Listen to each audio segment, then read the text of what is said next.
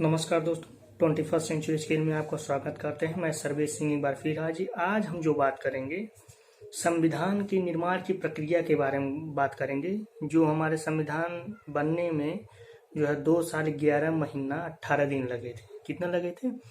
2 साल 11 महीना 18 दिन लगे थे। इसमें जो है 60 देशों का समावेशन किया गया है। काफ़ी सालों से ये चर्चाएं चलती रहीं। उसके बाद जब जा कर के ये आपका एक संविधान का निर्माण हुआ। जैसे हम बताएंगे आपको, अभी तो हम बात करेंगे संविधान निर्माण की प्रक्रिया के बारे में, लेकिन इससे पहले भी हम बताएंगे आपको कि जैसे रेवेन्यू एक्ट हुआ, फिर उसका क्विट्स इंडिया एक्ट हुआ, 1935 एक्ट हुआ, फिर उसके बाद उससे पहले जितने सारे 1919 एक्ट हुआ, इसमें सारे क्या चीज़ें, इसके बारे में भी बात हम करेंगे। तो और ये जो हम वीडियो बना रहे हैं ये आपके एग्जाम पॉइंट ऑफ व्यू से काफ़ी इम्पोर्टेंट है। ये यूपीएससी में, यूपी पीसीएस में, लोअर में, आरओ में, लोअर पीसीएस, आरओ, बैंक में नहीं पूछता है, सॉरी। और ये आपका एनटीपीसी अभी एग्ज़ाम हो रहा है, उसमें पूछना ज़्यादा चांसेस हैं। उसके बाद आपका ग्रुप डी का आप एग्ज़ाम देंगे या बीटीसी का एग्ज़ाम देते हैं, अगर आप गवर्नमेंट एग्जाम की तैयारी करते हैं, ऑल स्टेट गवर्नमेंट एग्जाम की आप तैयारी किसी भी स्टेट का हो, तो आपको ये काफ़ी हेल्पफुल रहेगा वीडियो। हम इसमें चर्चा करेंगे कि संविधान का निर्माण का प्रक्रिया कैसे चालू हुई, कैसे कैसे इसमें चर्चाएं हुई, इसके सारी चीज़ें के बारे में हम इसमें चर्चा करेंगे। तो इसमें हम देखेंगे जैसे हम किस किस पॉइंट पे बात करेंगे, ये हम पहले ही आपको डिटेल बता देते हैं कि क्या क्या हम इस पे पॉइंट पे हम डिटेल में बात करेंगे, ठीक है ना। तो स्टार्ट करते हैं, आइए। तो भारत की जो निर्माण प्रक्रिया है, जो उसमें हम देखेंगे क्या क्या हमारे पॉइंट हैं। जैसे हम देखेंगे क्रिप्स मिशन, ठीक, वेवेल योजना, कैबिनेट मिशन, ठीक, अंतरिम सरकार का गठन, ठीक है ना, संविधान सभा का गठन, फिर माउंटबेटन योजना देखेंगे, फिर भारतीय स्वतंत्रता अधिनियम 1947 देखेंगे, फिर देखेंगे संविधान का निर्माण जो 26 नवंबर 1949 को एडॉप्ट कर लिया गया था और 26 जनवरी 1950 को लागू कर दिया गया था। इसीलिए उस दिन आपको जो है गणतंत्र दिवस इसीलिए मनाया जाता है 26 जनवरी 1950 को। और जिस दिन देश आजाद हुआ था 15 अगस्त 1947 के लिए उस दिन स्वतंत्रता इंडिपेंडेंट डे मनाया जाता है। क्या मनाया जाता है? इंडिपेंडेंट डे, और उसको बोलते हैं रिपब्लिक डे, ठीक है ना। ये सारी चर्चाएं होंगी आप धीरे धीरे। तो आइए हम स्टार्ट करते हैं। पहला हम टॉपिक देखेंगे कि क्रिप्स मिशन क्या है, क्रिप्स मिशन कैसे आया, क्या हुआ, इसमें क्या चर्चा है, उसकी मांगे क्या थी, इसके बारे में हम चर्चा करेंगे। जैसे देखेंगे हम क्रिप्स मिशन जो है, ठीक है ना, विंस्टन चर्चिल का आप नाम सुने होंगे, जो सेकेंड वर्ल्ड वार की बात में मैं कर रहा हूँ। कब कर रहा हूँ? सेकेंड वर्ल्ड वार जो आपका चल रहा था वो 1939 से 1945 के बीच में चला था। तो ये जो क्रिप्स मिशन आया था उसी समय सेकेंड वर्ल्ड वार चल रहा था। उस समय जो वहाँ के पीएम थे विंस्टन चर्चिल थे। तो क्रिप्स जी को आप भेजे थे वहाँ से, ठीक है ना, 1942 में, मार्च 1942 में उन्होंने भेजा था।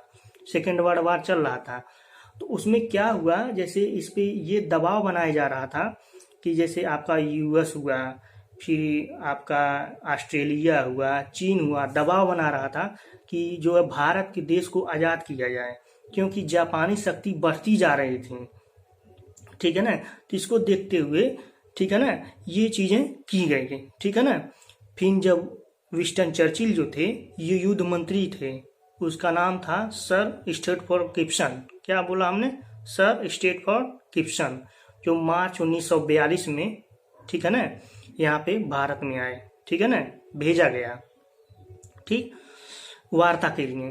तो उन्होंने जैसे मान लीजिए वार्ता के लिए भेजा, तो उनकी मांगे क्या थी, मतलब ये प्रस्ताव में मांग क्या रखा उन्होंने, मतलब रखा प्रस्ताव में रखा कि जैसे उन्होंने बोला, क्रिप्स मिशन ने बोला, उन्होंने कहा कि सेकेंड वर्ल्ड वार के बाद आपका एक संविधान होगा, ठीक, पहला हो गया। फिर दूसरा उन्होंने बोला कि भारत एक उपनिवेश का दर्जा दिया जाएगा। भारत जो है उपनिवेश का दर्जा, मतलब ये जो है ब्रिटिश के अंडर ही काम करेगा, तब भी उपनिवेश बना ही रहेगा। देखिए, मतलब ये छोड़ना नहीं चाहते हैं, मतलब उपनिवेश बनना ही रहेगा, ठीक है ना, समझ रहे हैं। फिर तीसरा इन्होंने क्या बोला कि प्रांतों के संविधान बनाने का, स्वीकार करने का या अलग से संविधान बनाने का वो स्वतंत्र होंगे। अब देखिए, तो ऐसे जो है एक राष्ट्र कैसे बन पाएगा, अखंड भारत कैसे, वही तो खंड भारत हो जाएगा कि सबको जो मनमाने में 565 जो रियासतें हैं सब अपना अलग अलग, जिसको मन करेगा उसमें बनाएंगे, मतलब स्वीकार करेंगे, जिसका मन करेगा नहीं स्वीकार करेंगे। ठीक है ना। तो ये जो है इन्होंने प्रस्ताव रखा, क्रिप्स मिशन का ये प्रस्ताव था। ठीक है ना। तो इन पे जो है बहुत सारे, मुस्लिम लीग ने इसको ठुकरा दिया, कांग्रेस ने भी इसको ठुकरा दिया। ठीक है ना। फिर जो है इसी पे जो है महात्मा गांधी जी ने जो कहा था, महात्मा गांधी जी ने कहा था तिथि का चेक, मतलब पोस्ट डेट चेक कहा था इसको। और नेहरू जी ने क्या कहा था, नेहरू कहा था टूटते हुए बैंक का नाम अंतर्दिनांक कहा था। क्या कहा था, टूटते हुए बैंक अंतर्दिनांक, जिसको ठीक है ना, अंग्रेजी में उसको कहते हैं पोस्ट डेटेड चेक अपॉन ए क्रैशिंग बैंक। ठीक है ना, उन्होंने कहा था। ठीक है ना। तो ये पूरी तरीके से अगर देखा जाए तो ये जो है विफल रहा। ठीक है ना। कांग्रेस की जो आशाएं थी वो निराशाएं में बदल गई है, और समझ में आ गया, मतलब भारत को जो है समझ में आ गया कि जो है ये हमको आज़ाद करने वाले नहीं हैं। फिर क्या हुआ, फिर जो हुआ 14 जुलाई 1942 को वर्धा कांग्रेस के अधिवेशन में कार्य समिति में बैठक हुई 14 जुलाई, और उस दिन प्रस्ताव पारित किया गया। ठीक है ना, उस दिन क्या किया, प्रस्ताव पारित किया गया। उसके बाद अनुमोदन कब किया गया, अनुमोदन जो किया गया वो 8 अगस्त 1942 को किया गया अनुमोदन। और प्रस्ताव जो पारित हुआ वो 9 अगस्त 1942 को हुआ, मतलब अगस्त क्रांति जिसे कहते हैं, अगस्त क्रांति भी बोलते हैं। और उसको अनुमोदन किया, उसका नाम रखा गया भारत छोड़ो आंदोलन रखा। इसी में महात्मा गांधी ने जो है करो या मरो का नारा बोला था। क्या बोला था, करो या मरो। ठीक है ना, नारा दिया था महात्मा गांधी जी ने। ठीक है ना। तो ये जो चीजें हैं, जैसे भारत समझ में आ गया था कि ये हमको आजाद करने वाले नहीं हैं। जो उसमें कार्यकर्ता थे कांग्रेसी से, जो भारत के लोग थे, उन्होंने फिर यही योजना बनाया कि हम जो है अब जो है भारत में से अंग्रेजों को निकाल के ही छोड़ेंगे। इसीलिए भारत छोड़ो आंदोलन चलाया गया। तो बहुत पूछता है कि अगस्त क्रांति किसे बोलते हैं, तो ऑप्शन में दे देगा भारत छोड़ो आंदोलन, सविनय आंदोलन। ठीक है ना, मार्च। तो ऐसे सारी चीजें पूछी जाती हैं, तो आप उसमें बोलेंगे अगस्त क्रांति से जो होता है भारत छोड़ो आंदोलन जो है 1942, 9 अगस्त 1942 में। ठीक है ना। फिर आप देखेंगे आगे क्या हुआ इसमें, फिर आप देखेंगे जब ये सारी चीजें चलने लगी, उग्र होने लगी, तो फिर क्या हुआ, वेवेल साहब को भेजा गया, जिसे हम बोलते हैं वेवेल योजना। ठीक है ना, क्या बोलते हैं, वेवेल योजना उसे बोलते हैं। आईसी में वेवेल योजना में शिमला समझौता भी हुआ था, उसके बारे में भी हम चर्चा करेंगे। ठीक है ना। तो वेवेल साहब जो है, ठीक, और एक चीज और जान लीजिए, उस समय जो थे लॉर्ड लिथगो जो थे वायसराय भारत में, जब ये सारी चीजें चल रही थी, तो वहाँ के पीएम विंस्टन चर्चिल ने उनको बुला ले, बोला भाई तुम चले आओ, तुम्हारे मान के नहीं है। और उनके जगह जो है 1943 में, ठीक है ना, लॉर्ड वेवेल को भेजा गया था भारत में। ठीक है ना। फिर उनको भेजा गया कि आप जाइए संभालिए कमान भारत में। ठीक है। फिर उसके बाद क्या हुआ, फिर वायसराय ने जो है संवैधानिक गतिरोध को दूर करने के लिए वो भारत आए। ठीक है ना। उसके बाद गहन जो यहाँ की परिस्थितियों को उन्होंने समझा, मतलब भारत की परिस्थितियों को क्या किया उन्होंने समझा। ठीक है ना। उसके बाद फिर क्या किया, 4 जून 1945 को उन्होंने प्रस्ताव प्रस्तुत किया। ठीक है ना, जिनके कुछ प्रस्ताव थे। तो इसमें क्या प्रस्ताव था, इन्होंने क्या कहा, इन्होंने यही कहा कि जो है सेकेंड वर्ल्ड वार, इन्होंने भी वही चीज कुछ चीजें दोहराई कि जैसे सेकेंड वर्ल्ड वार के बाद जो है आपका भारत का अपना एक संविधान होगा, पहला इनका प्रस्ताव था। सेकेंड प्रस्ताव क्या था कि मुस्लिम लीग और जो कांग्रेसी हैं उनके जो है बराबर बराबर सीटें होंगी। बताइए, ठीक है ना। मान लीजिए कहाँ जहाँ जनसंख्या कम है, जहाँ पे सिख हैं, उनको भी इन्वॉल्व करना है, लेकिन यहाँ पे इन लोगों ने सांप्रदायिक कर दिया, इसको सांप्रदायिक कर दिया। ठीक है ना। उसके बाद क्या किया इन्होंने, तीसरा इन्होंने किया कार्यकारिणी परिषद का एक अंतिम राष्ट्रीय जो सरकार होगा उसके समान होगा, ठीक है ना, और गवर्नर जनरल के बिना वीटो का प्रयोग नहीं करेगा। मतलब सरकार उसमें बनेगी लेकिन बिना गवर्नर के कोई वीटो मतलब लागू नहीं होगा, प्रयोग नहीं करेगा, बिना जो है गवर्नर जनरल के अलावा। मतलब जब तक गवर्नर जनरल से अनुमति मिल जाएगी तब उसके बाद ही आप वीटो का जो है आप प्रयोग कर सकते हैं, ठीक है ना। फिर जो है आपका चौथा जो प्रस्ताव था उसमें उन्होंने बोला कि केंद्र में नई कार्यकारी परिषद का गठन किया जाएगा, परिषद में एक वायसराय होगा तथा सैन्य प्रमुख के अतिरिक्त शेष सभी सदस्य भारतीय होंगे। मतलब हमने क्या किया, सैन्य शक्ति के प्रमुख के अतिरिक्त शेष जो होंगे सभी सदस्य भारतीय होंगे और प्रतिरक्षा विभाग वायसराय के अधीन होगा। बताइए, प्रतिरक्षा भी सारा कमान आप ही लिए रहे हैं, प्रतिरक्षा विभाग क्या होगा, फिर जो होगा भारतीय के पास नहीं है, शेष सभी सदस्य भारतीय होंगे और प्रतिरक्षा विभाग वायसराय के अधीन रहेगा। बताइए, फिर कहा इन्होंने, फिर अगला इनका क्या प्रस्ताव था, जो भारत छोड़ो आंदोलन में जितने लोग गिरफ्तार हुए गए थे उनको जो छोड़ दिया जाएगा, ठीक है ना। उसके बाद जो है शिमला में जो है एक चर्चाएं होंगी, ठीक है ना, शिमला में, हिमाचल प्रदेश, शिमला कहाँ है, हिमाचल प्रदेश में है। ये जो चर्चाएं चली, ठीक है ना, 25 जून से 14 जुलाई तक चला था 1945। मतलब 25 जून से जो है 14 जुलाई 1945 से चला था इसमें, ठीक है ना।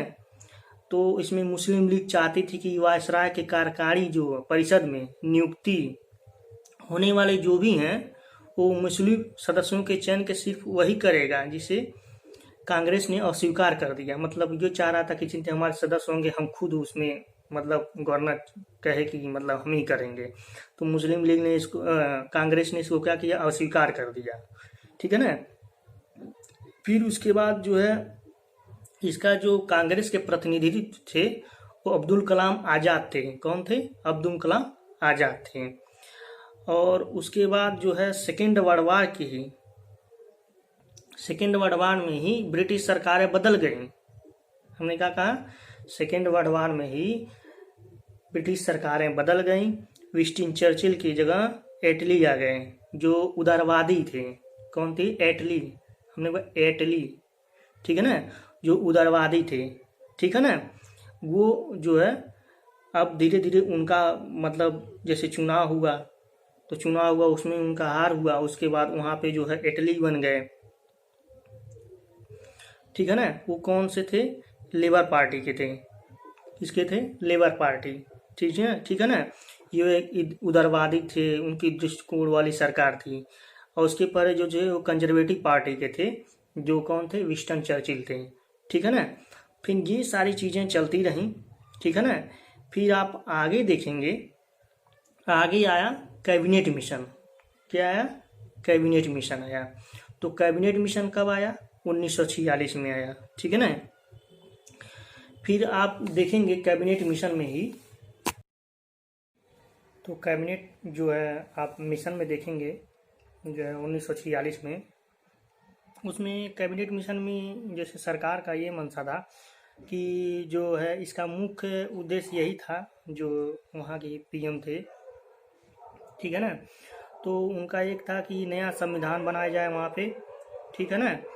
और ये जो घोषणा है, ये मतलब जो कैबिनेट मिशन का, वो 14 मार्च 1946 में जो है पीएम एटली ने हाउस ऑफ कॉमन्स में यह घोषणा किया कि भारतीयों के लिए एक स्वतंत्र होने का अधिकार है। इसलिए इटली ने कैबिनेट मंत्रियों को साथ जो है एक 3 सदस्यीय मिशन भेजा। मतलब 3 सदस्य थे, मिशन भेजा, मतलब उसका नाम था कैबिनेट मिशन।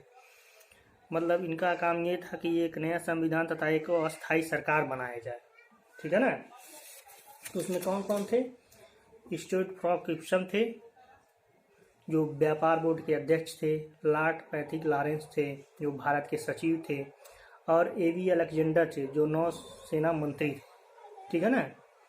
उन्होंने कैबिनेट मिशन की अध्यक्षता भी की थी, एवी अलेक्जेंडर ने, ठीक है ना। और मार्च 1946 में जो है कैबिनेट मिशन जो है भारत पहुंचा। ठीक है ना। तो और उसने अपनी योजनाओं को प्रस्तुत किया।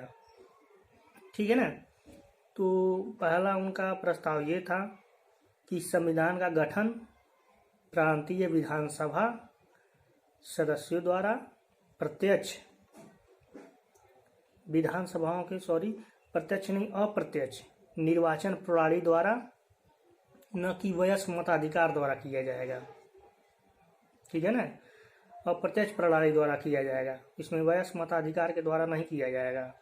पहला मांग मतलब पहला प्रस्ताव में ये इन्होंने लिखा। दूसरा लिखा कि 10 लाख जनसंख्या पे एक प्रतिनिधि चुना जाएगा। अगर ऐसा हुआ कि मान लीजिए जहाँ 10 लाख जनसंख्या नहीं है तो 2 प्रांतों को उसमें ऐड करके घटा बढ़ा करके मतलब उसमें एक चुन लिया जाएगा, मतलब एक सदस्य उसमें चुना जाएगा। ठीक है ना। ये भी था उसमें प्रस्ताव में। ठीक है ना। उसके बाद था कि जो है देश की रियासतें जो है आपका चुनाव जो है समझौता समिति तथा देश की रियासतों की आपसी सहमति से होगा। देखिए, देश की रियासतों का चुनाव समझौता समिति तथा देश की रियासतों की आपसी सहमति से होगा।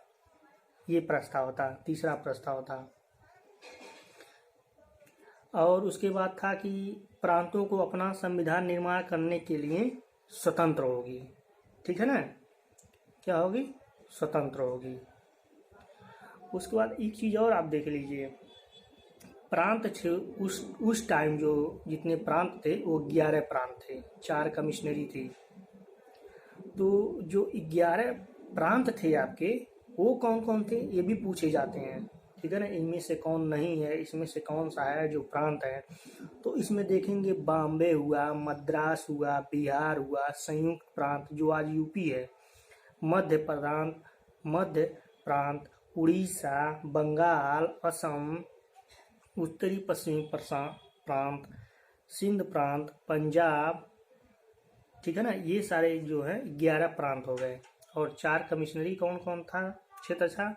दिल्ली था, अजमेर था, मोरवाड़ा था, कुर्ग एवं ब्रिटिश बलूचिस्तान था।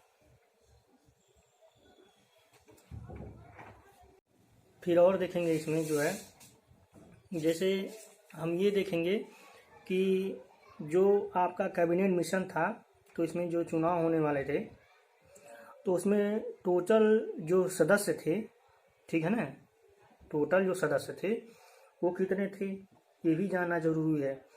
तो टोटल जो सदस्य थे 389 होगी।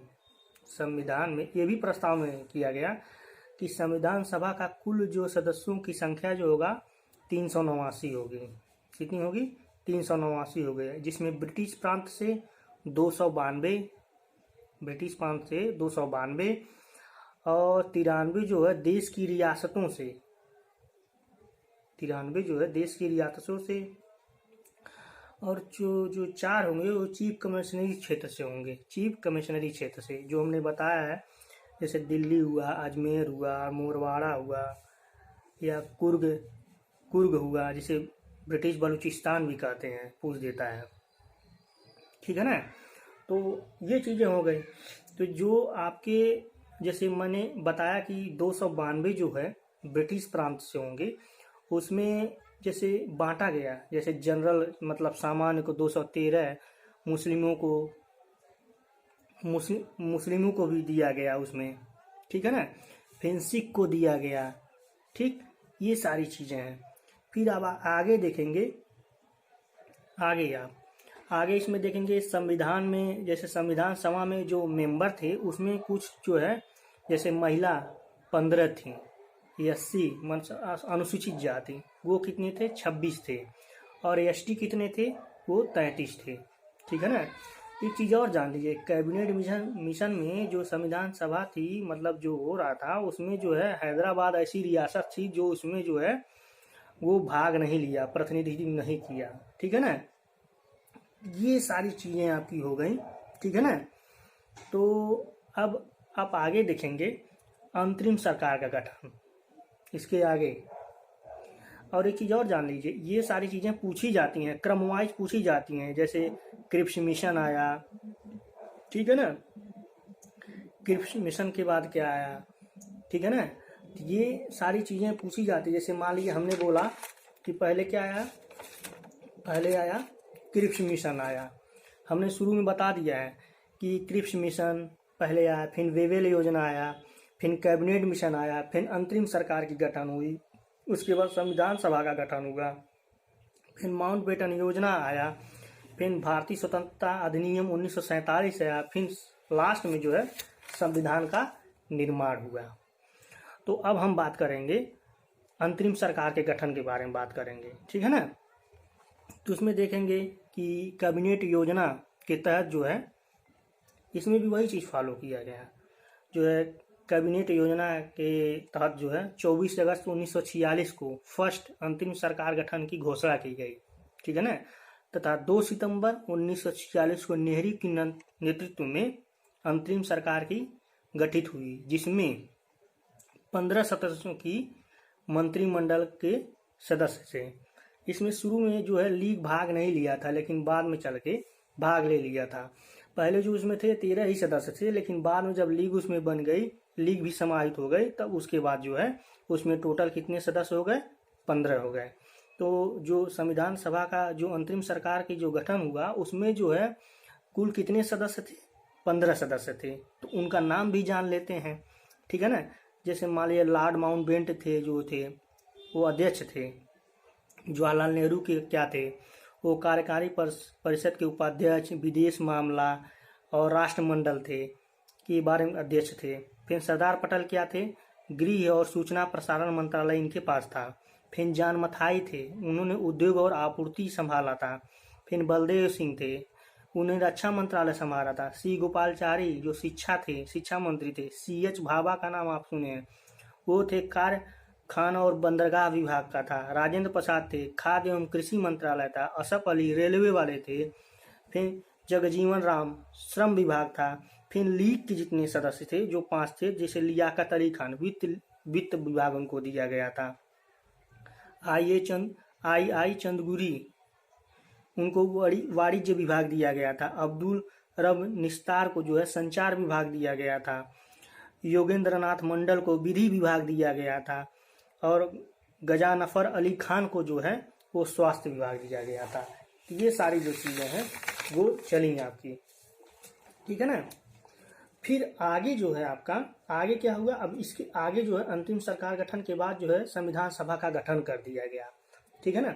तो संविधान सभा का जो गठन हुआ उसमें आप देखेंगे जो है, अब देखिए ये संविधान सभा का जो गठन की बात है, इसकी जो है पृष्ठभूमि अगर मतलब ऐसे देखा जाए, नॉर्मली देखा जाए तो नॉर्मली देखेंगे जो इसकी जो है विचारधारा जो थी वो फर्स्ट बार जो है इंग्लैंड के सामंतवादियों ने, क्या हमने बोला, इंग्लैंड के सामंतवादियों और सर हेनरी मेन ने किया था। लेकिन व्यवहारिक रूप से जो है इसका जो प्रचलन में आया वो किन्होंने अपनाया, US मतलब अमेरिका और फ्रांस ने अपनाया था, ठीक है ना। उसके बाद भारत में जो संविधान सभा का गठन जो है, मतलब अगर हम अपने भारत के बारे में अगर देखें तो यहाँ से कैसे चर्चाएं हुई। जैसे तिलक जी ने स्वराज के बिल में इनकी चर्चाएं की थी 1895 में। फिर 1922 में गांधी जी ने किया था, ठीक है। उसके बाद उन्होंने कहा था कि वहाँ पे जो संविधान होगा वो भारतीयों के लिए होगा, भारतीयों की इच्छा के अनुसार ही होगा, ठीक है ना, उन्होंने कहा था। फिर आगे जो है 1924 में आप देखेंगे मोतीलाल नेहरू ने जो है उन्होंने इनको प्रस्ताव को रखा ब्रिटिश के सामने, संविधान निर्माण करने के लिए प्रस्तुत किया। फिर आगे आप देखेंगे, लेकिन अगर सही तरीके औपचारिक रूप से देखा जाए, औपचारिक रूप से तो MN राय ने रखा था और इसको लोकप्रिय जो बनाए थे, लोकप्रिय 1939 में पंडित जवाहरलाल नेहरू ने इसको लोकप्रिय बनाया। समय समय पे इसको हमेशा प्रस्तुत किया गया। बहुत सारे लोग तो मतलब इसमें इन्वॉल्व थे। संविधान सभा का गठन जो है काफ़ी जो है टाइम, मतलब इसमें बहुत सारे लोग इसमें इन्वॉल्व थे, ऐसे नहीं संविधान बन गया था, ठीक है ना। काफ़ी वर्षों का ये मतलब शोध था, विचारधाराएं थी, जैसे हमने बताया कि 389 सदस्य थे, तो ये सारी चीज़ें हैं जो इसमें चली। फिर जो है कैबिनेट मिशन के अनुसार चुनाव हुआ, ठीक है ना। ब्रिटिश शासित GS अस्टिन ने अपने पुस्तक में लिखा था, ठीक है ना, द इंडियन कॉन्स्टिट्यूशन में लिखा था, में कहा था उसने ने कि संविधान जो है, संविधान सभा कांग्रेस की थी और कांग्रेस जो था वो भारत का था। ये पूछता है, ठीक है ना, कि जो है किसने कहा था कि अपनी पुस्तक में जो है कांग्रेस सभा जो है वो जो संविधान सभा वो कांग्रेस की थी और कांग्रेस जो है भारत का था। तो आप बताएंगे द इंडियन कॉन्स्टिट्यूशन में लिखा गया था। ये किसने लिखा था? GS ने लिखा था, ब्रिटिश विधि शास्त्री था ये, ठीक है ना। फिर आप देखेंगे जुलाई 1946 में जो है कैबिनेट मिशन योजना के अनुसार जो है उसने क्या किया, प्रांतीय विधानसभाओं में सदस्यों द्वारा कुल 389 निर्धारित किया गया था। फिर 1946 से लेके मतलब जुलाई अगस्त तक लेके जो है चुनाव को संपन्न कर दिया गया, ठीक है ना। उसके बाद इसमें कांग्रेस जो है 208 सीट, 73 सीट मुस्लिम लीग तथा एक सीट जो है यूनिस्ट और यूनिस्ट मुस्लिम, और उसके बाद यूनिस्ट शेड्यूल कास्ट, कृषक, प्रजा पार्टी, SC, संघ, सिख, गैर कांग्रेसी, मतलब ऐसे जो है 8 स्थान पर निर्दलीय प्रत्याशी भी जो क्या हुआ, इन्होंने क्या किया हुए इसमें। इस संविधान में जो है फ्रैंक एंथनी ने जो है एंग्लो इंडियन तथा PH मोदी ने पारसी समुदाय का भी प्रतिनिधित्व किया था। उसके बाद जो है डॉक्टर भीमराव अम्बेडकर का जो था, ये जो थे पहले पूर्वी बंगाल से चुने गए थे, लेकिन क्या हुआ जब देश का विभाजन हो गया 1947 में, तो उन्होंने क्या किया गया, उनके जगह पे जैसे बॉम्बे की जो प्रेसिडेंसी से पूना के सदस्य सीट से कांग्रेस के MR जायकर को जो है MR जायकर को त्यागपत्र दिलवा दिया गया और उनके जब चुनाव कराया गया, फिर वहां से जो है संविधान सभा में सम्मिलित कर लिया गया भीमराव अम्बेडकर जी को, ठीक है ना।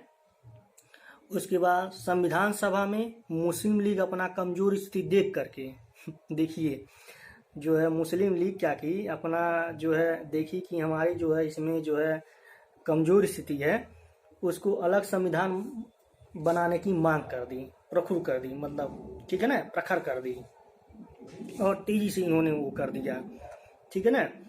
फिर जो है आप देखेंगे इसका निश्चय किया गया कि इसका बहिष्कार किया है लीग ने, ठीक है ना। फिर 9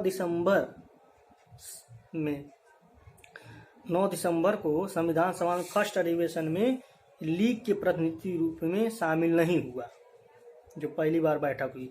अतः ये हुआ, उसमें जो फर्स्ट जब बैठक हुई थी उसमें 260 सदस्य जो है उपस्थित हुए थे, ठीक है ना। फिर आगे आप देखेंगे इसमें जैसे फिर माउंटबेटन योजना, ठीक है ना। तो माउंटबेटन योजना में क्या हुआ कि कैबिनेट मिशन योजना के तहत ही जो है जो है पंडित जवाहरलाल नेहरू ने अंतरिम सरकार के आमंत्रित किया और जो है विरोध किए जाने के बाद जो है 16 अगस्त 1946 को मुस्लिम लीग प्रत्यक्ष कार्रवाई दिवस मनाया। कब मनाया? 16 अगस्त 1946 को प्रत्यक्ष कार्रवाई दिवस मनाएगा और संविधान सभा की अनुपस्थित होकर उन्होंने ये सिद्ध कर दिया कि हम जो है इसमें हम भारतीयों को एकता बनाने के लिए असंभव है अब, ठीक है ना।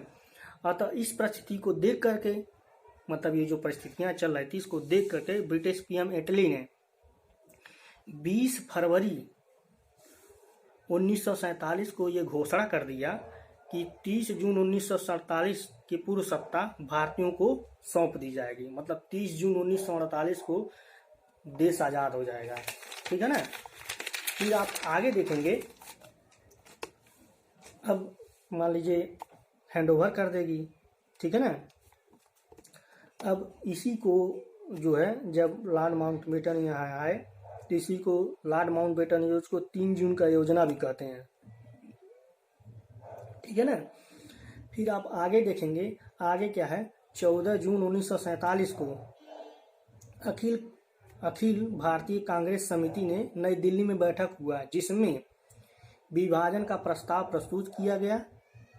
और ये जो प्रस्तुत करने वाले थे वो गोविंद वल्लभ पंत थे। कौन थे? गोविंद वल्लभ पंत थे, ठीक है ना। और मौलाना अब्दुल कलाम आज़ाद ने इसका समर्थन किया, ठीक है ना। तथा ब्रिटिश दो प्रांतों में, ब्रिटिश ने 2 प्रांत मतलब पाकिस्तान और भारत में विभाजन होगा, ठीक है ना। और जो देखा गया कि पंजाब बंगाल के विभाजन को लेकर जनमत संग्रह कराया जाएगा और देश की रियासतें जो होंगी वो स्वतंत्र होंगी, अपने इच्छा अनुसार जिसमें शामिल होना होगा वो शामिल होंगी, ठीक है ना। वो उनका काम है, ठीक है ना। यही सारी चीजें इसमें प्रस्तुत किया गया। और ये भी रखा गया कि राष्ट्रमंडल में अगर आप रहना चाहते हैं तो रहिए, नहीं तो बाहर हो जाइए, वो आपके ऊपर डिपेंड करता है, ठीक है ना। ये सारी चीजें जो है इसमें आपका चला। लॉर्ड माउंटबेटन जो थे ये सारी चीजें इन्होंने प्रस्तुत किया, ठीक है ना। फिर आप आगे देखेंगे कि भारतीय स्वतंत्रता अधिनियम 1947, उसको बोलते हैं भारतीय स्वतंत्रता अधिनियम 1947। तो 1947 में जब हम कहें 4 जुलाई 1947 को ब्रिटिश सरकार ने संसद में प्रस्तुत किया, मतलब अब मान लीजिए ये सारी जो चीजें हो गई कि इसको जो है ब्रिटिश सरकार जो है अपने संसद में रखी, ठीक है ना। तो संसद में रखी 4 जुलाई 1947 को, ठीक है ना। और जो है 18 जुलाई को 1947 को जो स्वीकृति मिली और जो है स्वीकृति मिली और 15 अगस्त 1947 को देश आज़ाद हो गया। तो आप देखते हैं कि मध्य रात्रि में जो है ये 12 बज रहा था, उसी समय पंडित जवाहरलाल नेहरू ने देश आज़ाद के लिए घोषणा की। और उसी में जो है मतलब पाकिस्तान जो है 14 अगस्त को इसलिए मनाता है और हम लोग जो है 15 अगस्त को मनाते हैं, ठीक है ना। इसीलिए उस दिन बोला जाता है इंडिपेंडेंट डे। तो हर साल जो है 15 अगस्त को हम जो है अपना आज़ादी दिवस मनाते हैं, ठीक है ना। फिर आप आगे देखेंगे इसमें जो है भारत के गवर्नर जनरल जो लॉर्ड माउंटबेटन थे, ठीक है ना। और मतलब ये जो सारी चीज़ें चल रही थी इसमें क्या क्या हुआ, कैसे कैसे हुआ। तो इसमें जब 1947 जब ये गठन हुआ, मतलब जो अधिनियम बनी, तो उसमें जो है लॉर्ड माउंटबेटन को जो है गवर्नर बनाया गया और पीएम जो है वो पंडित जवाहरलाल नेहरू बने। और इधर जो आपका पाकिस्तान प्रांत था, पाकिस्तान का जो देश अलग बना था, उसमें जो है मोहम्मद अली जिन्ना इन्होंने गवर्नर बना और लियाकत अली खान जो है वहाँ पे पीएम बने, ठीक है ना। उसके बाद और सारी जो चीज़ें इसमें लिखा गया कि मतलब जो भी है सब जो 1947 अधिनियम में लिखा गया, जिसको जो है शामिल होना है शामिल हो सकते हैं। तो ये प्रक्रियाएं सारी चीज़ें जो चलती रहीं, ठीक है ना। उसमें देखेंगे कि भारत में मंत्री परिषद जो मंत्री का पद था उसको समाप्त कर दिया गया, ठीक है ना। उसको विभाजन की बात हुई तो जो है सर रेडक्लिफ ने 4 सदस्य के सर रेडक्लिफ ने आए, जैसे विभाजन के लिए हुआ तो उसमें रेखा खींचना था। तो ये जो चीज़ें सर रेडक्लिफ ने ये पूछा था कि जो है भारत और जो है पाकिस्तान की जो विभाजन जब हुआ था उसकी जो रेखाएं किसने खींची थी? रेडक्लिफ ने खींची थी। तो 2 इसमें जो थे वो मतलब पाकिस्तान प्रांत के थे और 2 जो है भारतीय प्रांत के थे, ठीक है ना। तो उसमें लिखा गया कि 2 डोमिनियन होंगे, ठीक है ना। ये सारी चीज़ें जो चली। उसके बाद जो है 15 अगस्त 1947 से लेकर 26 जनवरी 1950 तक भारत की राजनीतिक दर्जा ब्रिटिश राष्ट्र के एक औपनिवेशिक राज्य होगा डोमिनियन का था, ठीक है ना। उसके बाद जैसे जो स्वतंत्रता के पश्चात जो है गठित अंतरिम सरकार जो है मंत्रिमंडल कार्यकारी परिषद लॉर्ड माउंटबेटन के अध्यक्ष में 15 अगस्त 1947 से 20 जून जो है 1947 तक उन्होंने जो है भारत देश में रहा, गवर्नर बने रहे। उसके बाद सी गोपालाचारी को बना दिया गया, ठीक है ना। तो उसके में देखेंगे जैसे आज़ादी के बाद जो है जो मतलब गठन हुआ उसमें आप देखेंगे जैसे गवर्नर जो अध्यक्ष थे, गवर्नर या अध्यक्ष कहिए, तो उसमें श्री चक्रवर्ती गोपालाचारी जी थे और पंडित जवाहरलाल नेहरू जी जो थे वो उपाध्यक्ष थे तथा पीएम भी थे और विदेश विभाग भी लिया था। कॉमनवेल्थ गेम, वैज्ञानिक शोध, ये सारी चीज़ें जो है पंडित जवाहरलाल नेहरू ने ही लिया था। फिर सरदार वल्लभ भाई पटेल जो जी थे वो गृह और सूचना प्रसारण मंत्रालय थे। डॉक्टर भीमराव अम्बेडकर विधि मंत्री थे। बलदेव सिंह रक्षा मंत्री थे। डॉक्टर राजेंद्र प्रसाद जो थे खाद्य एवं कृषि मंत्री थे। मौलाना अब्दुल कलाम जो शिक्षा मंत्री थे। डॉक्टर जन्मथाई रेलवे परिवहन विभाग थे। बाबू जगजीवन राम श्री मतलब ये श्रम मंत्री थे। CH भाभा जो थे वाणिज्य मंत्री थे। रफी अहमद किदवई जो संचार मंत्री थे। RK रणमुखी चेट्टी जो थे वो वित्त मंत्री थे। डॉक्टर श्यामा प्रसाद मुखर्जी उद्योग मंत्री थे। NV गाडगिल जो थे वो आपके कार्य एवं खदान एवं ऊर्जा मंत्रालय थे। ज्यादातर आपके जो है डॉक्टर राजेंद्र प्रसाद, भीमराव अम्बेडकर, पंडित जवाहरलाल नेहरू, सरदार वल्लभ भाई पटेल, C गोपालचारी, इसी के बारे में ज्यादा पूछता है। ठीक है ना।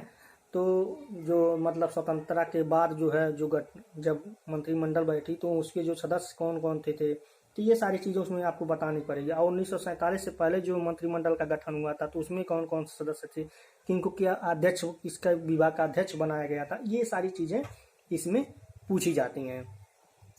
फिर आप आगे चलेंगे तो आगे आप देखेंगे संविधान निर्माण का जो सभा का संविधान निर्माण की बात होगी। तो जब जैसे मान लीजिए 1947 जब हो गया, मतलब देश आज़ाद हो गया, तो उसमें जैसे निर्माण की बात आई तो मतलब अब निर्माण की बात आई तो उसमें जैसे पहले ही बैठक चल रही थी तो उसमें जो बैठकें चल रही थी मतलब जो फर्स्ट बैठक हमने बताया संविधान सभा का फर्स्ट बैठक जो है 9 दिसंबर 1946 को जो है नई दिल्ली में कॉन्स्टिट्यूशन हॉल में जो है जिसे अब संसद कहा जाता है उसी में मतलब रखा गया। तो फिर देखा गया कि मतलब उस दिन उसके बाद डॉक्टर सचिदानंद सिन्हा को अस्थायी अध्यक्ष बनाया गया और CH मुखर्जी को उपाध्यक्ष बनाया गया। फिर बाद में जो है 11 दिसंबर 1946 को डॉक्टर राजेंद्र प्रसाद को सर्वसम्मति के अनुसार जो है मतलब उनको अस्थायी अध्यक्ष और VN राय को संवैधानिक सलाहकार बना दिया गया। ठीक है ना, नियुक्त की गई, मतलब नियुक्त ही किया गया। ठीक, जो है संविधान सभा के कार्यकारी जो कार्यवाहक थे वो पंडित जवाहरलाल नेहरू ही थे। ठीक है ना। और उन्होंने जो है 13 दिसंबर 1946 को जो अपना उद्देश्य प्रस्ताव प्रस्तुत किया और जो है 22 जनवरी 1947 को जो इसको पारित कर दिया गया। ठीक है ना। ये पूछा जाता है कि उद्देश्य प्रस्ताव का प्रस्तुत किया गया था पंडित जवाहरलाल नेहरू ने तो 13 दिसंबर 1946 में। इस प्रस्ताव में जो प्रस्तुत किया गया था, दिखाया गया था, उसमें लिखा गया था कि मतलब जो भारत का एक पूर्णतः स्वतंत्र और संपूर्ण प्रभुत्व संपन्न गणराज्य होगा वह अपने संविधान सभा स्वयं निर्माण करेगा और भारतीय का मूल स्रोत जनता होगी और गणराज्य संघ और उसके राज समस्त शक्ति का मूल स्रोत जनता होगी और उसके साथ नागरिकों को आर्थिक, सामाजिक और जो होगा तथा राजनीतिक न्याय की स्वतंत्रता होगी और समानता की गारंटी तथा अल्पसंख्यकों और पिछड़ों के लिए विशेष रक्षा उपयोग और संकल्प का भी व्यक्त किया गया। ये सारी चीज़ें जो है इसमें लिखा गया। फिर उद्देश्य प्रस्ताव में स्वीकृति के बाद जो है संविधान सभा ने संविधान का निर्माण हेतु समिति का गठन किया। उसमें प्रक्रिया हम देखें उसको दो भागों में, जैसे प्रक्रिया संबंधी समिति, फिर दूसरा हुआ विषय संबंधी समिति। तो जैसे आप देखेंगे अब इसमें देखेंगे जैसे संविधान निर्माण की जब प्रक्रिया चालू हुई थी तो उसमें जो समितियां थीं जैसे अध्यक्ष थे तो उसमें आप देखेंगे प्रारूप समिति बहुत पूछा जाता है कि प्रारूप समिति के अध्यक्ष कौन थे। डॉक्टर भीमराव अम्बेडकर थे। संघ संविधान संघ शक्ति राज्य समिति के जो अध्यक्ष थे वो कौन थे, पंडित जवाहरलाल नेहरू थे। फिर प्रांतीय हुआ, मूल अधिकार और अल्पसंख्यक के जो थे सरदार वल्लभ भाई पटेल थे। ये बहुत पूछा जाता है ये सारी चीजें, ये मैं जो बता रहा हूँ समिति के बारे में। झंडा रियासत, देशी रियासत समझौता समिति डॉक्टर राजेंद्र प्रसाद जी थे। ठीक है ना। उसके बाद देखेंगे आप जो है जैसे हमने बोला कि प्रारूप समिति के जो सदस्य थे वो कौन थे, डॉक्टर भीमराव अम्बेडकर जी थे। फिर उसमें जो है 7 सदस्य थे, ये भी पूछा जाता था। उसमें आप देखेंगे बहुविकल्प में यूपी पीसीएस में पूछा है, लोअर पीसीएस में भी पूछा है, यूपीएससी में भी पूछा है। तो उसमें आप देखें कौन कौन सदस्य उनके नाम हम जान लेते हैं। तो उसमें आप देखेंगे डॉक्टर भीमराव अम्बेडकर उनके अध्यक्ष थे, पहला चीज। एन गोपाल स्वामी अय्यर थे, के एम मुंशी थे, अल्लादी कृष्ण स्वामी अय्यर थे, सैयद मोहम्मद सदुल्लाह थे। फिर 2 सदस्य ऐसे थे जो बी एल मित्र, ये कुछ समय बाद हटा दिए गए थे। इनके जगह जो है एन माधव राव को सदस्य बना दिया गया था। फिर डीपी खेतान जो थे उनकी मृत्यु हो गई। आकस्मिक मृत्यु के बाद उनके जगह जो टीटी कृष्णमूर्तिचारी को सदस्य बना दिया गया। ठीक है ना। और हमने बताया था कि जो संविधान में 60 देशों के जो चीजें हैं जो है मुख्य अंश की उद्धृत किया गया है। ठीक है ना। और इसमें आप देखेंगे, फिर आगे देखेंगे, बी एन राव ने जो है 1947 में प्रारूप तैयार किया और उसमें आर्टिकल टोटल जो मतलब बी एन राव हमने बताया, तो उसमें जो टोटल जो आर्टिकल थे 243 थे और 13 अनुसूचियां थीं। कितना इसको विचार करने के लिए जो भीमराव अम्बेडकर ने 7 सदस्यीय जो प्रारूप किया गया। और उसके बाद प्रारूप समिति ने क्या किया, 19 अगस्त को इसको मतलब भेज दिया गया था। फिर इसके अनुसार जो उपरांत जो है 21 फरवरी 1948 को जो है क्या किया गया, समक्ष प्रस्तुत कर दिया गया। इसके बाद इस पे विचार विमर्श किया गया। विचार विमर्श के बाद जो इसमें देखा गया कि विचार विमर्श के बाद जो निकला उसमें 315 आर्टिकल और 8 अनुसूचियां थी, जिस पर विचार के पश्चात फिर पुनः जो विचार विमर्श के बाद जो है 16 अक्टूबर 1948 को संविधान सभा के प्रारूप समिति ने संविधान सभा के समक्ष जो है इसको प्रस्तुत किया। और उसके बाद 3 वाचन हुए। देखिएगा, एक वाचन पूछता है आपसे, जैसे फर्स्ट वाचन, सेकेंड वाचन, 3 वाचन हुआ था। तो फर्स्ट वाचन में जो हमारा चला था वो 4 नवंबर 1948 से लेकर 9 नवंबर 1948 तक चला था। और सेकेंड वाचन जो चला था वो 15 नवंबर से 1948 टू 17 अक्टूबर 1949 तक चला था। फिर थर्ड जो था वो 14 नवंबर 1949 से लेकर के 26 नवंबर 1949 तक चला था। ठीक है ना। ये तीनों वाचन आपको पूछा जाता है कि फर्स्ट वाचन कब से शुरू हुआ। ठीक। फिर इसमें आप देखेंगे डॉक्टर भीमराव अम्बेडकर ने संविधान द्वारा जो है डॉक्टर भीमराव अम्बेडकर संविधान द्वारा निर्मित संविधान सभा का पारित करके प्रस्ताव जो है इसी दिन, मतलब हमने किस दिन बोला, 26 नवंबर 1949 को। तो देखिए 26 नवंबर 1949 दिन बहुत इंपॉर्टेंट डे है। इसी दिन एडॉप्ट किया गया था, संविधान सभा को जो है एडॉप्ट किया गया था। उसी दिन सिग्नेचर सब हो गया, जितने जो मतलब सभा में जो है 284 सदस्य से सबने सिग्नेचर कर दिया। फिर अगर और एक चीज़ और जान लीजिए, जब तक ये अडॉप्ट कर लिया गया था लेकिन लागू जो है 26 जनवरी 1950 को लागू हुआ था। लेकिन इससे पहले कब बोला गया था कि जो है ये जो सारी प्रक्रियाएं हैं जो है एक्ट 1935 के एक्ट के तहत ये सारी चीज़ें चलेंगी, तब तक कार्य करेंगी। उसके बाद जो है 26 जनवरी 1950 से जो है जब ये संविधान लागू हो गया तो मतलब ये जैसे आज चल रहे हैं इस तरीके से चलने लगे। ठीक है ना। तो ये सारी चीज़ें जो हो गई जो एग्जाम पॉइंट ऑफ व्यू से काफ़ी इंपॉर्टेंट हो जाता है। ठीक है ना। तो आशा करते हैं ये लेक्चर आपको अच्छा लगा होगा। लाइक और शेयर करना ना भूलें।